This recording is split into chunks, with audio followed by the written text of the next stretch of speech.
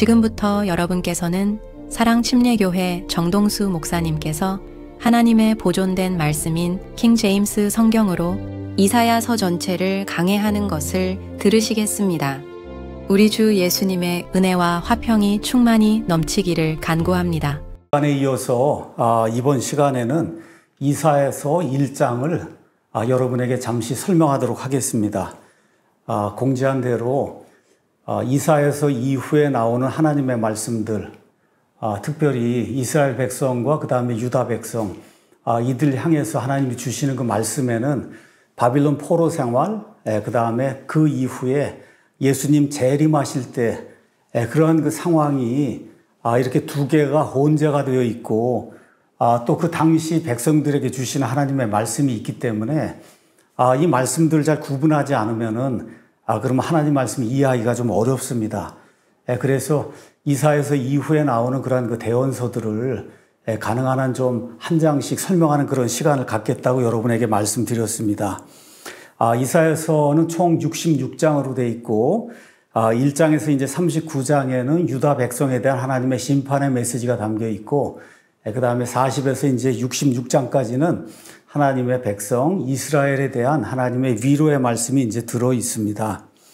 1장은 제가 제목을 남왕국 유다의 처참한 상태, 그게 BC 8세기경이거든요. 그러니까 지금부터 한 2700년 전 남왕국 유다의 처참한 영적인 상태, 또 동시에 21세기 우리가 이제 대한민국에 살고 있는데 대한민국 교회가 처해 있는 이러한 어떤 영적인 빈곤한 상태, 비참한 상태, 이렇게 이제 제목을 좀 잡아봤습니다. 이사야서 1장은 총 31절로 이제 돼 있는데 1장은 이해하는데 큰 어려움이 없는 그런 장이에요. 그래서 제가 일단은 그 배경과 그 다음에 전체적인 주제, 그 다음에 내용을 여러분에게 이렇게 이제 쭉 성경 말씀을 따라가면서 말씀을 드리도록 하겠습니다. 말씀드린 대로 이 이사야서 1장 여기 나와 있는 이 말씀은 지금부터 한 2700년 전에 남왕국 유다에 닥쳤던 현실을 이야기하고 있습니다. 근데 저와 여러분이 로마서 15장에 있는 말씀처럼 성경 기록이 주는 인내와 위로를 통해 우리가 소망을 가지기 위해서는 그 말씀이 지금 21세기 대한민국에 사는 나에게 또 우리 교회에 어떻게 이제 적용이 되는가, 여기에 이제 대입해 보는 그런 과정이 이제 중요하다고 할 수가 있습니다. 그러니까 단순하게 2700년 전에 유다 백성, 저들이 비참했구나, 이렇게 이제 생각하지 말고 우리는 어떤가, 2700년 후에 지금 21세기 지금 교회 시대를 사는 우리는 어떤가, 여기에 포커스를 좀 이렇게 맞추고 그 당시 상황과 우리의 상황과 이 두 개를 이렇게 대비해 보면은 그런 많은 배울 점이 있지 않을까, 이런 생각을 해봅니다. 1장 1절에는 가서 보니까 유다 왕 우시아와 요담과 아하스와 히스기야 시대에 아모스의 아들 이사야가 유다와 예루살렘에 관하여 본 환상 계시다, 이렇게 이제 나오는데, 먼저 비전이라고 하는 그런 말이 나옵니다. 비전. 이거를 많은 경우에 우리가 환상, 이렇게 꿈이나 이런 것을 이제 통해서 하나님이 주시는 어떠한 그런 그림 같은 거, 이런 걸로 이제 생각을 할 수가 있는데, 구약 성경에 나와 있는 비전이라고 하는 그런 단어는 대개 하나님께서 꿈이나 어떤 그런 것들을 통해서 하나님이 하시고자 한 말씀을 알려주는 계시의 방편이에요. 그래서 그냥 꿈꾸는 이런 어떤 그런 것이 아니라 그걸 통해서 하나님이 계시를 알려주시려고 하는 거다. 그래서 우리 킹제임스 성경에는 환상 계시다 해서 계시를 이렇게 이탈릭으로 이제 처리를 했습니다. 가서 보니까 이사야가 나오는데, 이사야 대언자는 아버지의 이름이 아모스라고 이제 기록이 되어 있습니다. 우리 대언자 아모스가 있는데, 이 아모스는 AMOS고, 지금 여기 나와 있는 이사야의 아버지 아모스는 AM 그 다음에 OZG입니다. 그래서 이게 두 개가 다르기 때문에 같은 아모스로 이제 번역을 하면 문제가 이제 생길 것 같아서, 그래서 이 ZG를 츠로 이제 번역을 해갖고, 그래서 아모스라고 그렇게 이제 번역을 해서 두 개를 이제 구분을 했습니다. 이사야는 독신으로 산 사람이 아니고, 나중에 이제 가서 보면 그가 결혼했다고 하는 것을 알 수가 있습니다. 그래서 그의 아내는 이사야서 8장 3절 가서 보면 여대언자라고 이제 불려요. 그러니까 남편이 대언자이거나 혹은 이사야의 아내도 대언자였다 하는 것을 우리가 이제 살펴볼 수가 있습니다. 또한 이사야가 결혼해서 이제 뭐 자녀들을 두었을 텐데 성경에는 이사야의 두 아들의 이름만 나옵니다. 7장 3절에는 스알 야숲이라고 하는 그런 아들이 나오고 그 다음에 8장 1절에는 이름이 깁니다. 마엘살랄 하스바스라고 하는 그런 이름의 아들이 나와요. 그래서 성경에는 이사야의 두 아들의 이름이 이제 기록이 돼 있다. 읽은 대로 우시야, 요담, 아하스, 히스기야 시대에 아모스의 아들 이사야가 하나님이 주시는 환상 계시를 보고 이제 이것은 이제 기록을 한 겁니다. 여기 가서 보시면은 4명의 이제 왕이 나오는데 이 4명의 왕의 시대에 지난 시간에 이야기한 것처럼 히스기야가 등극을 하고 5년쯤 지났을 때 그때 북왕국 이스라엘이 멸망을 합니다. 그러니까 이 4왕의 시대는 북왕국 이스라엘이 거의 멸망할 지경에 이른 그런 시대예요. 또 동시에 남왕국 유다도 영적으로 쇠퇴하는 그런 시기였습니다. 아시는 것처럼 솔로몬 이후에 하나의 왕국이 둘로 이제 분열이 됩니다. 그래서 북왕국 10개의 지파로 구성이 되어 있는 북왕국 이스라엘, 그 다음에 유다와 그 다음에 베냐민 이 둘로 이제 구성이 되어 있는 남왕국 유다 이렇게 이제 두 왕국으로 나뉘는 것을 여러분이 이제 알 수가 있을 겁니다. 그래서 남왕국 유다는 다윗의 왕조다 이제 우리가 그렇게 볼 수가 있고 그래서 하나님의 이 정통적인 그런 왕권이 계속해서 유지가 되고 그 다음에 메시아가 이 유다 왕국을 통해서 나오는 그런 일을 우리가 성경을 통해서 알 수가 있습니다. 여기 이제 우시아라고 하는 그런 왕이 나오는데 성경에 가서 보시면 우시아는 다른 이름이 있어요. 우시아의 다른 이름은 아사랴입니다. 그래서 이 사람은 아마샤의 아들인데 무려 52년을 통치했습니다. 그 통치의 전반적인 기간 동안에 이 아사랴는 아주 좋은 그런 왕이었어요. 근데 마지막에 스스로 제사장이 아닌데 제사장 노릇을 하다가 결국은 하나님의 저주를 받고 나병이 걸려서 나병 환자가 돼서 그의 아들 요담이 치리할 수밖에 없는 이런 그 비참한 상태가 됐습니다. 그 다음에 나오는 요담은 좋은 왕입니다. 22년 동안 이제 통치를 했는데 이 요담의 시대에 이 북쪽에 메소포타미아 저 북쪽에 아시리아라고 하는 그런 거대한 제국이 새로운 별로 온 세상을 지배하는 그런 왕국으로 이제 떠오르기 시작합니다. 그 다음에 이제 아하스라고 하는 왕이 나오는데 아하스는 히스기야의 아버지인데 대단히 사악한 그런 사람입니다. 대단히 사악한 그런 사람이에요. 거의 아시리아의 이제 속국이 될 정도로 아시리아의 조공도 바치고 그리고 또 이 하나님의 성전을 폐쇄하고 예배를 드리지 못하게 하고 하나님의 뜻을 거절하는 이와 같은 악한 일을 했던 그런 사람이 아하스입니다. 그 다음에 나오는 히스기야는 좋은 왕입니다. 42년 동안 이제 통치를 했고 그래서 이 백성, 유다 백성, 타락한 백성을 하나님께로 돌리기 위해서 애를 쓴 그런 하나님의 좋은 사람입니다. 그래서 이사야의 총 대언 시기는 50년이 넘고 그 다음에 이사야가 전체적으로 다루었던 이와 같은 그 왕들의 시기는 60년이 넘습니다. 그래서 이 시기는 저 북쪽에서 아시리아가 계속해서 밑으로 침공을 해서 유다를 치고 이집트를 치려고 하는 이와 같은 그 혼동의 시기고 또 유다 또 저 위에 있는 이스라엘은 이제 멸망을 하게 되고 그 다음에 저 유다는 이스라엘의 본을 받아서 극도의 우상숭배에 빠져서 그래서 나라가 혼란한 이러한 시기에 대언자 이사야가 이제 등장을 해서 무려 50년 이상 하나님의 말씀을 이제 대언하게 됩니다.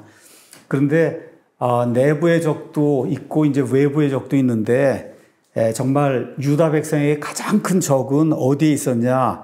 외부에 있었던 것이 아니라 내부에 있었어요. 특별히 백성의 마음속에 있었어요. 백성의 마음속에 여호와 하나님을 버리고 그리고 우상을 숭배하고 그리고 여호와 하나님을 의지하는 것이 아니라 강대국 이집트나 아니면 아시리아를 의지해서 우리가 살아남아야 되겠다 하는 이런 생각이 있었어요. 이것이 유다 백성의 가장 큰 복병으로 존재하고 있었다. 이런 내용을 우리가 보면 좋을 것 같습니다. 자, 1절 이제 말씀을 드렸고, 그 다음에 이제 2절에서 이제 4절에는 유다 백성을 하나님이 고소하시는 그런 내용이 그 안에 기록이 되어 있습니다. 한마디로 이야기하면 유다 백성은 짐승만도 못하다는 거예요. 오 하늘들이여 들으라. 오 땅이여 귀를 기울이라. 주께서 말씀하시기를 내가 자식들을 먹이고 키웠는데 그들이 나를 거역하였도다. 소도 자기 주인을 알고 나귀도 자기 주인의 구유를 알건만은 이스라엘은 알지 못하며 내 백성은 깊이 생각하지 못하는도다 하셨도다. 이렇게 이제 나옵니다. 우리가 이제 개나 고양이 이제 키우잖아요. 고양이도 이제 사람들에게 상냥하지는 않지만 그래도 주인이 온 걸 알고, 개 같은 경우는 주인이 오면 펄쩍펄쩍 뛰고 좋아하는 걸 우리가 이제 볼 수가 있습니다. 이렇게 짐승도 자기 주인을 알아보는데, 지금 하나님의 백성, 이 인간은 하나님의 형상대로 하나님의 모습을 따라서 지어졌는데, 그 인간이 특히 하나님의 백성인 유다 백성이 하나님을 알아보지 못한다고 하나님께서 유다 백성을 고소하는 그런 내용이 그 안에 기록이 되어 있죠. 2절에 이제 가서 보시면은 그들이 나를 거역하여도다. 이렇게 이제 성경 말씀하고 있는데, 거역한다고 하는 말은 리벨이라고 하는 그런 그 동사를 사용했습니다. 반역했다는 뜻이에요. 그래서 여러분 아시는 것처럼 지금부터 한 3,500년 전쯤에 하나님께서 이집트 속박 가운데 거하던 그 이스라엘을 하나님의 주권적인 섭리를 통해서, 그래서 이 어린 양의 피를 통해서 하나님이 구속하시고 홍해 바다를 가르시고, 그러고서는 이들을 이제 가나안 땅으로 인도하시는 그런 내용이 출애굽기에 이제 기록이 되어 있습니다. 그래서 이집트에서 나와서 얼마 지나지 않은 시점에 하나님께서 시내산에서 이들에게 시내산 언약을 주십니다. 그 시내산 언약이 출애굽기 19장, 그 다음에 20장에 기록이 되어 있어요. 그래서 하나님께서 이스라엘 백성을 특별 상속 백성으로, 하나님의 거룩한 이와 같은 백성으로 삼아주시는 내용이 그 안에 이제 기록이 되어 있습니다. 그래서 이스라엘 백성이 그때 모세와 함께 우리가 여호와 하나님께만 순종하고 하나님만 따르겠습니다 하고 약속을 했는데, 여러분과 제가 아시는 것처럼 광야 생활 40년부터 시작해서 그 이후로 약 지금 한 1000년 정도 지금 시간이 이제 지나가고 있는데, 이런 시점까지 계속해서 시내산 언약을 깨는 거죠. 감사를 드리지 못하고 모든 거 그저 당연히 여기고, 그리고 4절에 있는 것처럼 가서 보시면은 그들이 주를 버리고 이스라엘의 거룩하신 분의 분노를 일으키며 뒤로 물러가는, 우상 숭배하고 하나님 싫다 그러고, 그래서 주님을 버리는 이와 같은 반역의 행위를 했다고 성경이 우리에게 이제 이야기를 하고 있습니다. 그래서 5절에서 이제 15절 말씀은 이런 일들을 했기 때문에 그들에게 죄가 있다, 그들이 유죄라고 하나님께서 선포를 하고 계십니다. 사람의 관점에서는 먹고 사는 게 이제 웬만했기 때문에 잘 살고 형통하는 것 같았지만, 하나님의 관점에서 유다 사람들 내려다 보니까 5절, 6절에 있는 것처럼 이 사람들이 상처투성이라고 하나님이 이제 말씀을 하십니다. 너희가 어찌하여 더 많이 맞으려 하느냐? 너희가 더욱더 반역하려 하는도다. 온 머리는 병들고 온 마음은 기진하며, 그 다음에 발바닥부터 머리까지 그 안에 성한 곳이 없이 상처와 멍과 골문 종기뿐인데도 너희가 그것들을 꿰매고 싸매며 향유를 발라 아픔을 달래지 못하였도다. 지금 보기에는 잘 사는 것 같아요. 북왕국 이스라엘도 여로보암 2세 때 굉장히 번영을 했어요. 잘 사는 것 같았어요. 그렇지만 하나님을 버리고 우상 숭배하다가 결국 BC 721년에 하나님의 심판에 따라서 아시리아에 의해서 이제 멸망을 당하는데, 남왕국 유다도 이거를 보면서도 회개하지 아니하고, 그리고 머리끝부터 이제 발끝까지 온통 상처투성이가 되어 있는데도 그거를 깨닫지 못하고 이 영혼의 상처를 고칠 수 있는 이런 길을 찾지 않는다고 하나님이 이제 그들에게 말씀하고 있습니다. 자, 대언자의 지적을 이제 가서 보면은 특별히 그 당시에 특권층, 뭐 제사장이라든지 서기관이라든지 또 하나님의 말씀을 대신 전달한다고는 이런 대언자들, 이런 거짓 대언자들이 나타나서 이사야를 조롱하고 하나님의 말씀대로 살려고 하는 소수의 사람들을 조롱하는 이런 내용들이 대언서에 이제 가득히 들어 있습니다. 그래서 7절에서 9절 가서 보시면은 너희의 나라는 황폐하게 되고 너희의 도시들은 불에 탔으며 너희의 땅은 너희 눈앞에서 낯선 자들이 삼킴에 낯선 자들이 뒤엎은 것 같이 황폐하게 되었고 시온의 딸은 포도원의 원두막같이 오이밭의 오두막같이 포위당한 도시같이 이제 남게 되었다. 이렇게 이제 성경이 이야기하고 있는데 완전히 초토화가 돼서 정말 먹고 살고 할 수 있는 것이 거의 없는 이런 상태가 된 거를 지금 이 구절들이 이제 표현해 주고 있습니다. 자, 지금 아직 유다가 멸망하지 않았어요. 한 100년쯤 있다가 바빌론에 의해서 유다가 이제 멸망을 당하는데 지금 여기 7절, 8절은 궁극적으로 유다 왕국이 바빌론 이전에는 아시리아의 침공을 받아서 이렇게 초토화가 되고 그 이후에는 바빌론에 의해서 초토화가 되고 그 다음에 이거를 먼 메시아가 오는 재림의 시점까지 우리가 멀리 이제 망원경으로 해서 내다보면 예수님 오실 때 그때 온 세상에 퍼져서 정말 황폐화된 이런 상태의 그 이스라엘을 성경이 지금 보여주고 있습니다. 왜 이렇게 되었느냐? 여호와 하나님을 버리고 우상 숭배를 한 결과라고 성경이 우리에게 이야기하고 있습니다. 자, 그래서 하나님이 그들의 마음속에서 그들을 다스리지 못하게 함으로 결국 하나님께서 그들을 이방 여러 민족들에게 팔 수밖에 없는 이러한 비참한 현실이 생겼다고 성경이 우리에게 이야기하고 있습니다. 자, 그런데 여기 가서 보니까 9절에 군대들의 주께서 우리에게 아주 소수의 남은 자를 남겨두지 아니하셨더라면 우리가 소돔같이 되고 고모라같이 되었으리라. 자, 이런 상황 속에서도 하나님께서 은혜를 베푸셔서 소수의 남은 자를 남겨주신다는 거예요. 소돔과 고모라는 남은 자가 하나도 없었어요. 그래서 완전히 이제 멸절이 돼서 역사 속으로 이제 사라지게 됐는데 그래도 유다는 하나님께서 이제 긍휼을 베풀어 주시고 그래서 소수의 남은 자들이 살아남아서 되돌아오고 바빌론에서 되돌아오고 나중에는 예수님 재림 때 전 세상에서 이스라엘 땅으로 되돌아온다고 하는 그런 말씀을 지금 성경이 이야기하고 있습니다. 여기 가서 보시면 군대들의 주라고 우리 킹제임스 성경이 이제 돼 있는데 이전 개혁 성경 가서 보시면 만군의 주라고 이제 기록이 되어 있습니다. 만군의 여호와. 여기 만군이라고 하는 거는 어느 면에서 좀 오역입니다.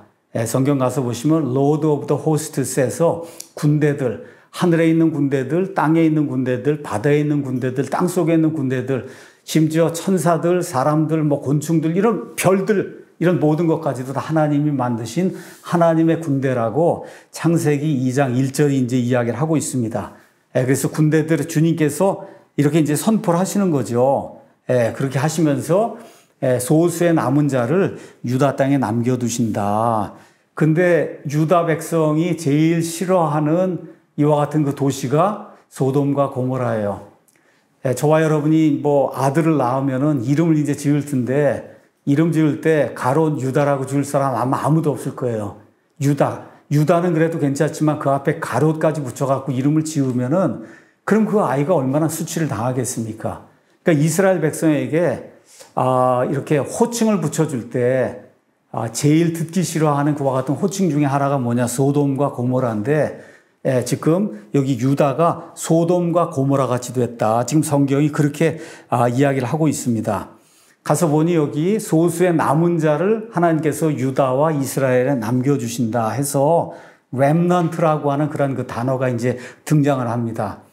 성경은 아담부터 시작해서 요한계시록 끝까지 하나님을 따르는 소수의 남은 자들, 그 남은 자들이 믿음 가지고 그리고 하나님을 기쁘게 하는 그런 삶을 사는 것을 이제 그리고 있습니다.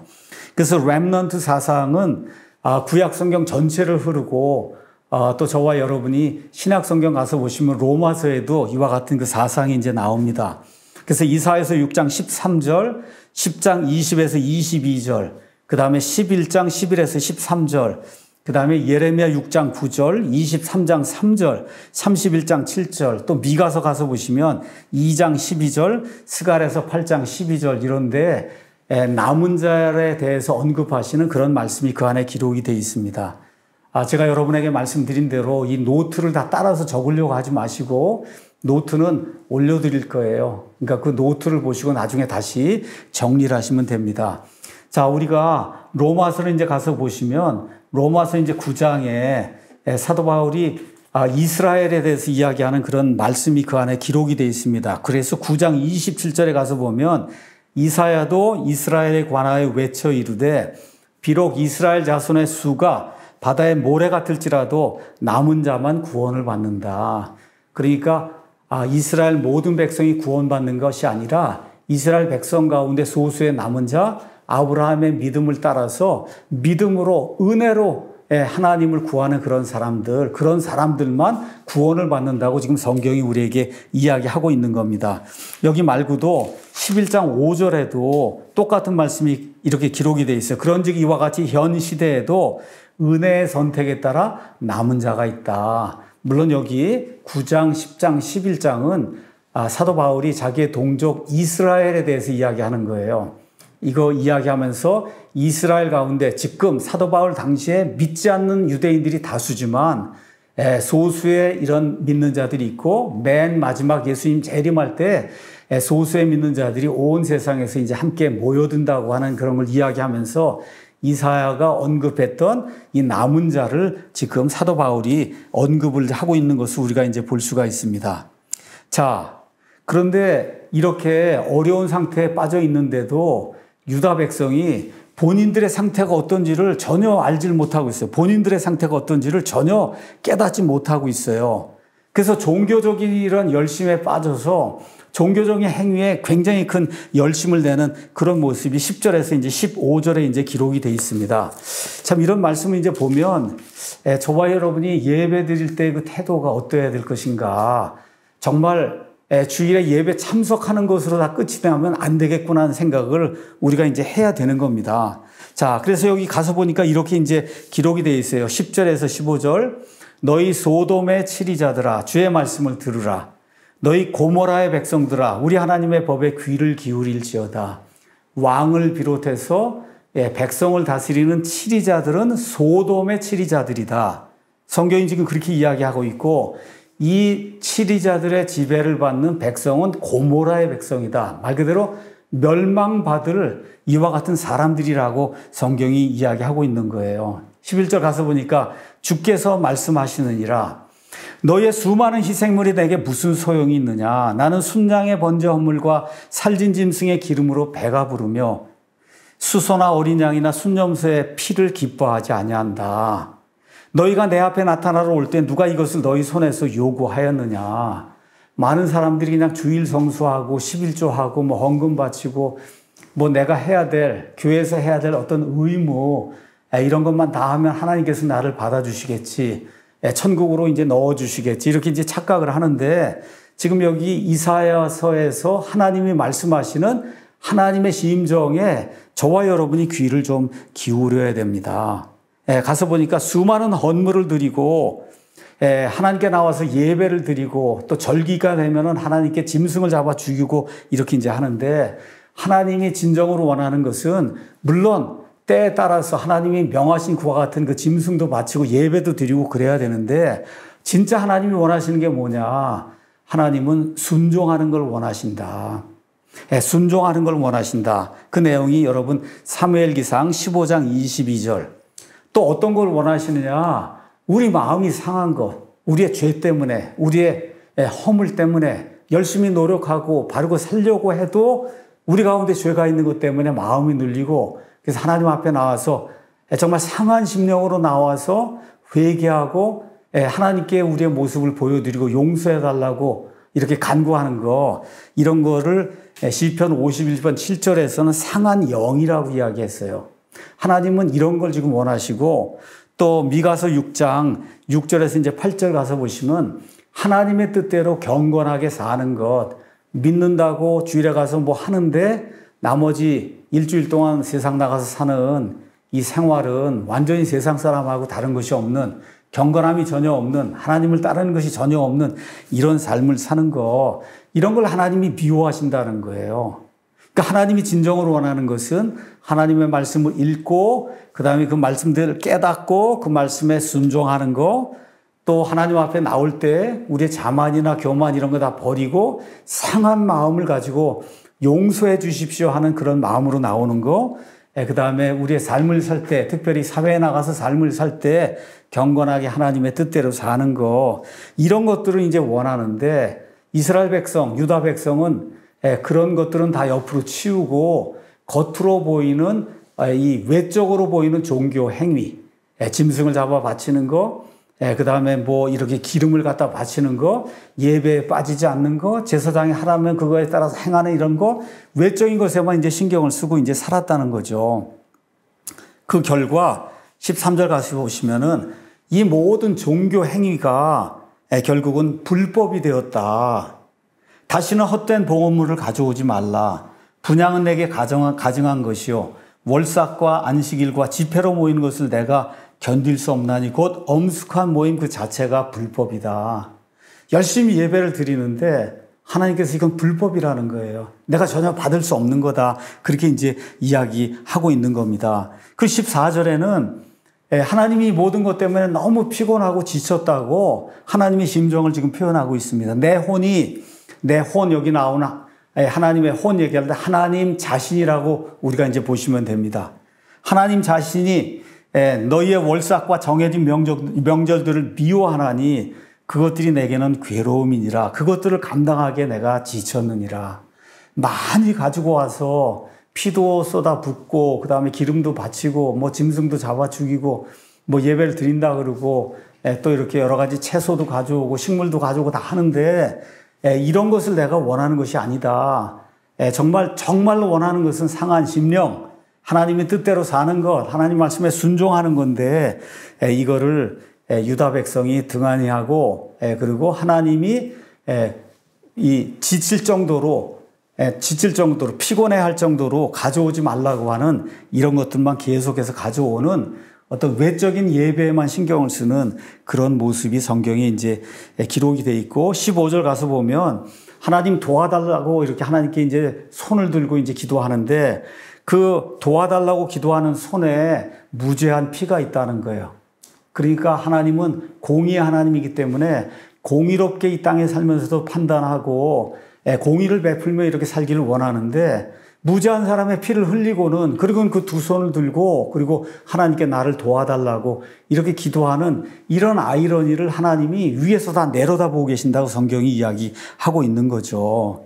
자, 그러면 말씀드린 대로 2700년 전에 저 유다의 상태가 지금 21세기를 사는 우리 대한민국의 교회와는 어떠한 관계가 있을까?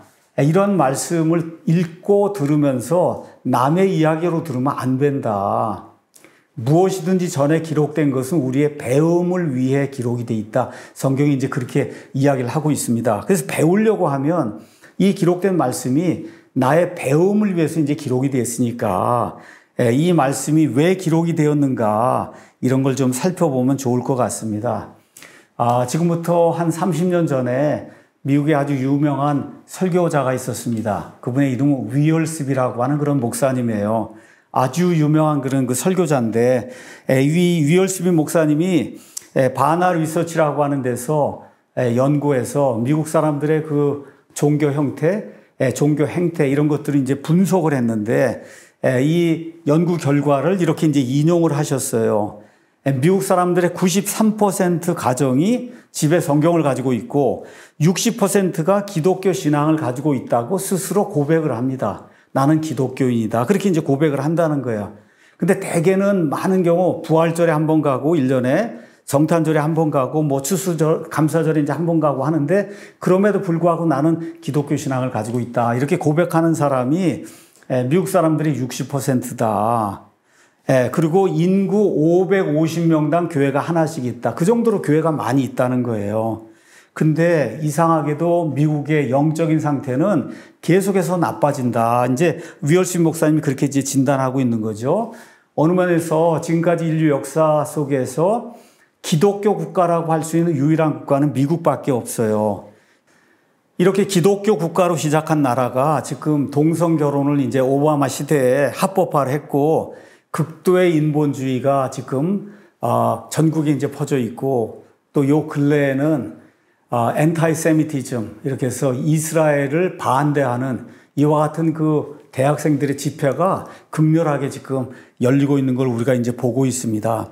자, 한국의 실정도 비슷하죠. 많은 사람들이 기독교인이 한 1000만이다 이렇게 이야기하는데, 이 얘기는 우리나라 사람들 가운데 5분의 1, 5명 중에 1명 정도는 기독교인이다 이런 이야기예요.